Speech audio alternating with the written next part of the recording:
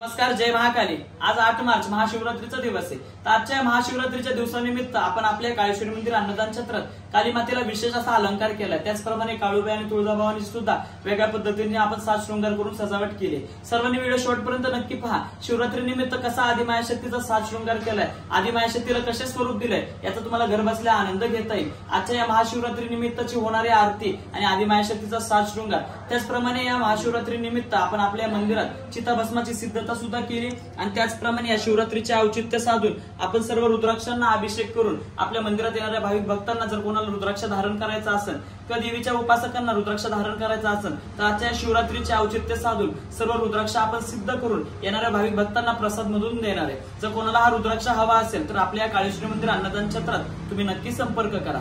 जय मला व तुमच्या कुटुंबियांना महाशिवरात्रीच्या खूप खूप शुभेच्छा। जय महाकाली।